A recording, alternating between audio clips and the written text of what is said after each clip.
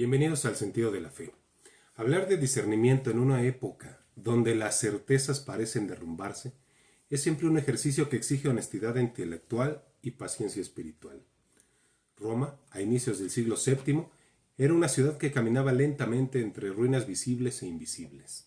Las piedras del foro, antaño resonantes de discursos imperiales, servían ahora de asiento ocasional para los peregrinos que buscaban refugio. El Tíber corría lento, llevando entre sus aguas el eco de glorias perdidas y la sensación inquietante de que la historia avanzaba sin prometer estabilidad. En este clima, muchos se preguntaban cómo distinguir la verdadera vocación de las meras inclinaciones humanas, cómo saber si un llamado interior respondía a la lógica de Dios o a los temores y ambiciones del corazón. Era un enigma antiguo pero siempre nuevo, y sobre él se proyectaban las expectativas y miedos de clérigos, monjes y laicos que a pesar de la precariedad cultural intuían que había decisiones cuya hondura no podía medirse por la urgencia del momento. En aquel mundo desgastado surgía con fuerza la convicción de que existía una brújula espiritual inscrita en el corazón del creyente, una suerte de connaturalidad con las realidades divinas que orientaba hacia la verdad incluso cuando la razón humana encontraba más preguntas que respuestas. Esta intuición, tenue pero firme, se manifestaba en quienes sin grandes discursos sabían reconocer la diferencia entre lo que huele a evangelio y lo que solo repite impulsos pasajeros del siglo.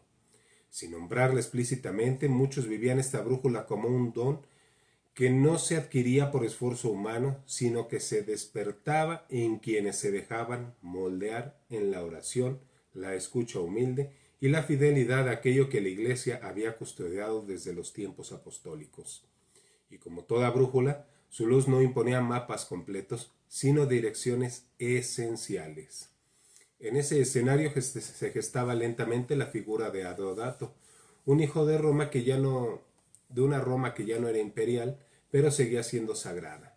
Nacido en un tiempo donde las invasiones lombardas habían fracturado la vida civil y donde la administración bizantina apenas lograba sostener una presencia intermitente de Rávena, él creció contemplando una ciudad que solo sobrevivía gracias a la tenacidad de sus monjes y la resiliencia de la liturgia. Las procesiones penitenciales se habían convertido en una forma más visible de una romanitas espiritual que había encontrado su centro en la Basílica de Laterano.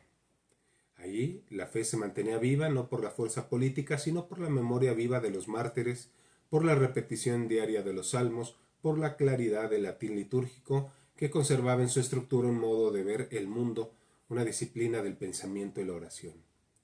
Mientras la alta cultura clásica se desvanecía y la población se volvía cada vez más analfabeta, los monasterios se transformaban en los últimos arsenales donde el saber no era una acumulación de datos, sino una forma de vida. En ellos la gramática era el primer peldaño hacia la contemplación y el latín, más que una lengua, era la llave que abría las puertas a la meditación, la teología, los concilios y la memoria patrística. Adeodato creció respirando esta atmósfera donde cada palabra aprendida tenía resonancias universales, donde copiar un manuscrito equivalía a preservar un cimiento sobre el cual la Iglesia podía sostenerse cuando los poderes políticos flaqueaban. El monasterio donde se formó, ubicado en la colina de Celio y dedicado a San Erasmo, era un espacio austero, pero fecundo. Ahí aprendió que la estabilidad no consiste en permanecer físicamente en un lugar, sino en permitir que el alma eche raíces en aquello que no cambia. La lectio divina se convertía en una escuela donde el tiempo se detenía para que la palabra transformara las resistencias interiores y el trabajo manual en una pedagogía para purificar intenciones, ordenar el corazón y descubrir la alegría humilde de construir algo que permanecía más allá de la vida personal. Adeodato comprendió pronto que la formación no era un privilegio intelectual, sino una misión personal orientada a servir mejor al plan de Dios, que estudiar la escritura y la teología no era un ejercicio de erudición, sino un acto de caridad hacia quienes más adelante dependerían de su caridad doctrinal y capacidad de orientar. Justo en este proceso interior empezó a discernir que la enseñanza del latín no podía reducirse a la transmisión mecánica de reglas gramaticales. Era una forma de custodiar la memoria viva de la Iglesia, de preservar la unidad litúrgica y doctrinal en un tiempo en que la confusión amenaza los cimientos de la fe romana. A Deodato observaba que muchos clérigos, aunque piadosos, carecían de la formación necesaria para comprender los textos canónicos y litúrgicos. Veía cómo la ignorancia abría puertas a interpretaciones erróneas, a desviaciones doctrinales y también a una dependencia excesiva del obispo de Roma para resolver cuestiones que deberían ser responsabilidad de cada presbítero o cada obispo de su comunidad. Esta constatación no despertó en él arrogancia, sino un profundo sentido de responsabilidad. Entendió que su vocación no consistía simplemente en buscar la santidad personal, sino en construir las condiciones para que otros también pudieran alcanzar la madurez espiritual y doctrinal que la Iglesia requería. El mundo exterior, sin embargo, no hacía fácil este camino. Roma era un mosaico de tensiones sociales, hambre, peste, disputas internas en el clero, presiones políticas de Bizancio y la amenaza del monotelismo, una doctrina que, disimulando en intención conciliadora, ponía en peligro la verdad revelada sobre las dos voluntades de Cristo. A Deodato, acostumbrado a la claridad del claustro, debía aprender a leer los signos del tiempo, de los tiempos, con un espíritu crítico que evitara tanto el pesimismo de quienes creían que todo estaba perdido, como la ingenuidad de quienes pensaban que la cultura podía sostenerse sola, sin raíces espirituales, igual a nuestros tiempos. Para él, discernir la propia misión implicaba aceptar que la verdad se defiende con inteligencia, paciencia y caridad, pero nunca a costa de diluir la doctrina.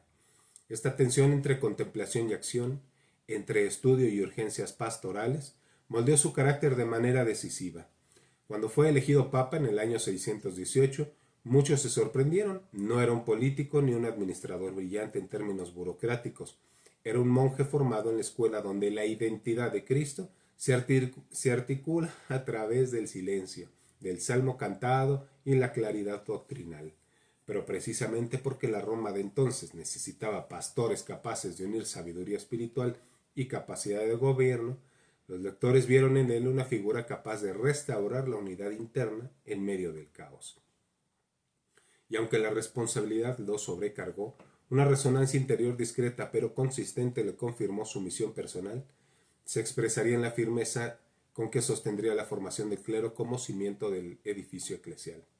Su pontificado, aunque breve, se convirtió en una obra de cimentación más que de expansión. Entendió que las grandes reformas empiezan por decisiones pequeñas, disciplinadas y constantes. Una de sus primeras preocupaciones fue asegurar que los monasterios de Roma y las escuelas episcopales asumieran el latín como herramienta indispensable para acceder a la escritura, la liturgia y los cánones de la Iglesia. No se trataba de imponer un ideal intelectualista, sino de garantizar que la fe se transmitiera intacta, con el sabor originario que la Iglesia había custodiado desde los tiempos apostólicos. Observaba que la ignorancia no sólo debilitaba la predicación, sino que abría la puerta a confusiones doctrinales que podían ser aprovechadas por corrientes heterodoxas como el monotelismo, cuyo avance desde Constantinopla empezaba a hacerse sentir. En este sentido, su defensa de la ortodoxia no se limitó a redactar documentos o emitir condenas, sino que se manifestó en su convicción de que un clero formado era el primer muro de contención contra cualquier desviación. Mientras muchos veían la enseñanza del latín como un detalle académico en medio de emergencias sociales, a Deodato la contemplaba como un acto de amor estratégico. Sabía que un sacerdote incapaz de comprender los textos conciliares podía, sin sospecharlo, diluir la verdad, que una liturgia mal pronunciada podía convertirse en un ritual incomprensible, desconectado de su fuente espiritual, que un predicador sin fundamento doctrinal podía confundir a los fieles incluso con las mejores intenciones. Por eso impulsó la consolidación de escuelas donde la gramática fuera el primer paso a una comprensión profunda de la fe, no como simple técnica, sino como un proceso de purificación interior que capacita el alma para acoger con humildad la verdad revelada. Sin embargo, esta visión no estuvo libre de oposición. Parte del clero secular romano, acostumbrado a una tradición distinta a la del monacato, veía con recelo que un papa formado en claustro promoviera modelos de disciplina y estudio que exigían sacrificios que no todos estaban dispuestos a asumir. Algunos consideraban que insistir tanto en la formación era olvidar la urgencia de la pobreza, la peste y la defensa de la ciudad. Adeodato respondió a estas tensiones no con confrontación, sino con perseverancia. Comprendió que el auténtico discernimiento no se mide por la rapidez de los resultados, sino por conformidad con la verdad. Y esa verdad le exigía purificar sus motivaciones, evitar cualquier tentación de rigidez o autosuficiencia y recordar que su autoridad solo tenía sentido si se ejercía en la caridad. Servir para los demás. La peste que azotó Roma durante su pontificado puso a prueba esta convicción. Mientras muchos esperaban que él se concentrara exclusivamente en la asistencia material, Adeodato multiplicó sus esfuerzos por cuidar tanto de los cuerpos como de las almas. Visitaba enfermos, organizaba la distribución de alimentos y consuelo, pero no abandonaba la necesidad de fortalecer la formación del clero. Sabía que la miseria podía matar rápidamente, pero la ignorancia doctrinal era una enfermedad más lenta y devastadora. Su corazón, moldeado en la vida monástica, le permitía discernir qué urgencias eran verdaderamente prioritarias y cuáles simplemente aparentes. En esa purificación interior descubrió que su misión no consistía en elegir entre compasión y estudio, sino en sostener ambos como dos expresiones inseparables de la caridad pastoral. En este proceso interior, sin nombrarlo todavía, su brújula espiritual se reveló como un don que corregía impulsos y confirmaba rumbos. Adeodato comprendió con una claridad que no necesitaba palabras solemnes, que la autenticidad de una decisión se mide por su consonancia con la tradición viva de la Iglesia. Así como la liturgia romana conservaba un orden que había sobrevivido a los siglos de inestabilidad política, también la verdad doctrinal resistía toda presión cuando se apoyaba en la enseñanza constante del credo. Esa consonancia fue para él la prueba de que su insistencia en la formación no era una estrategia personal, sino una misión que respondía a un designio providencial. La educación en el latín, lejos de ser un capricho cultural, se convirtió en un acto de fidelidad a la identidad de la Iglesia, en un modo de asegurar que cada generación pudiera recibir intacto el tesoro de la fe. A medida que su pontificado avanzaba, la resonancia interior que había guiado sus decisiones se volvió más explícita, y en ella reconoció lo que la tradición denominaba el sentido de la fe, un don recibido, nunca conquistado, que permitía reconocer con sorprendente certeza lo que proviene del Espíritu Santo y lo que era simplemente fruto de presiones externas o modas efímeras. Lo descubrió plenamente cuando, frente a la presión sutil de Constantinopla para aceptar fórmulas doctrinales ambiguas, experimentó dentro de sí una claridad sencilla. Lo que contradice la tradición apostólica, aunque venga revestido de buena intención política, no puede ser aceptado. Y esa certeza no se apoyaba en su propia inteligencia, sino en la comunión profunda con la Iglesia entera, que a través de los siglos se había custodiado la verdad sobre Cristo como fuente de salvación. Ese sentido de la fe, manifestado en él como confirmación de su misión de formar y custodiar, se convirtió en él un eje visible que sostuvo breve pero significativo pontificado. Su legado trascendió a su tiempo. Aunque su nombre no aparece en los grandes reformadores visibles, su influencia preparó el terreno para la profunda transformación que un siglo más tarde impulsaría la reforma carolingia. Gracias a figuras como él, los monasterios se consolidaron como centros de formación integral, donde el estudio del latín y la teología no eran privilegio de eruditos, sino el alimento de una iglesia que debía resistir presiones políticas, herejías sutiles y el avance de una sociedad que había perdido contacto con sus raíces culturales. Adeodato comprendió que preservar la gramática era preservar la fe, que enseñar declinaciones y verbos era preparar pastores capaces de predicar con claridad y celebrar la liturgia con dignidad. Su obra silenciosa se convirtió en un acto de caridad hacia generaciones futuras, mostrando que la educación es un acto de gobierno y que la formación sólida es una forma de amor pastoral capaz de sostener culturas enteras. Hoy, cuando muchos buscan discernir su misión personal en un mundo fragmentado por ideologías, incertidumbres, expectativas contradictorias, la vida de Adeodato ofrece una luz serena. Enseña que la vocación no se descubre mirando obsesivamente hacia adentro, sino reconociendo cómo la obediencia a la verdad transforma la vida y confirma los caminos. Preguntas fundamentales que ayudan en este proceso son: ¿esta decisión me configura más a Cristo? ¿O solo responde a aspiraciones de autorrealización? ¿Resuena con lo que la Iglesia siempre ha creído como bueno y verdadero? ¿Tiene el sabor de la caridad que sacrifica por el bien de los demás? ¿Me conduce a asumir responsabilidades que edifican en la comunidad o me encierra en proyectos personales? Estas preguntas que todo creyente puede formular permiten distinguir entre el simple deseo de sentirse realizado y el llamado auténtico a servir. El legado de Adeodato muestra que la vocación madura cuando se une a la fidelidad a la tradición con valentía de responder a los desafíos de la época. Invita a considerar la formación espiritual, doctrinal e intelectual como una respuesta de amor al mundo, no como un lujo académico. Enseña que la paciencia estratégica es virtud indispensable para quien desea construir algo que permanezca, que la oración y el estudio no son refugios de evasión, sino fuentes que sostienen acción generosa, y que la disciplina es mortero que repara grietas invisibles en la vida interior y en las instituciones.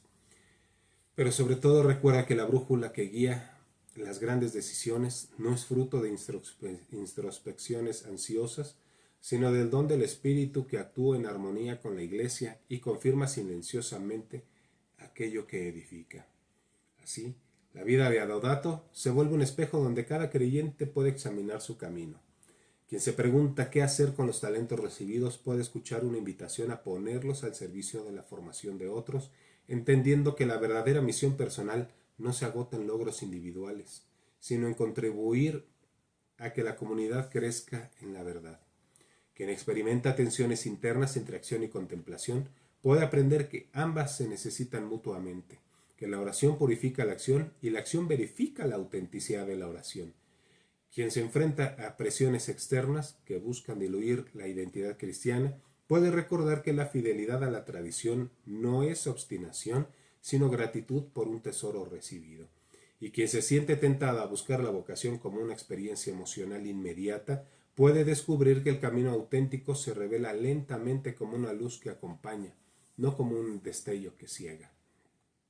En definitiva, Adeodato, monje convertido en papa, recuerda que la educación y el trabajo paciente en los cimientos, en la gramática, doctrina, en la liturgia, son formas esenciales de construir la Iglesia. Su historia enseña que la santidad no es un impulso súbito, sino una obra de artesano donde cada decisión se mide por su consonancia con la verdad, por su capacidad de sostener a otros y por su fidelidad al diseño providencial que Dios inscribe en la historia. Y en este terreno cada vocación, sea sacerdotal, consagrada, laical o intelectual, encuentra un camino para responder con humildad a la misión personal que desde antes de los siglos Dios reservó para cada alma. Y así, San Adeodato I, ejerciendo el sentido de la fe, pudo cantar con San Pablo: ya no soy yo quien vive, sino Cristo quien vive en mí. Por la gracia alcanzó la restauración de la imagen y semejanza con el Verbo, transformando desde el corazón de la Iglesia no solo su vida, sino también las realidades temporales en la historia de la humanidad. Muchas gracias por llegar hasta aquí. Que Dios los bendiga y la Santísima Virgen interceda por todos nosotros. Con este santo damos final al siglo VI y la semana que viene empezamos con las herejías del siguiente periodo. De los herejes a los ideólogos, el asedio del mal contra la tradición. Muchas gracias.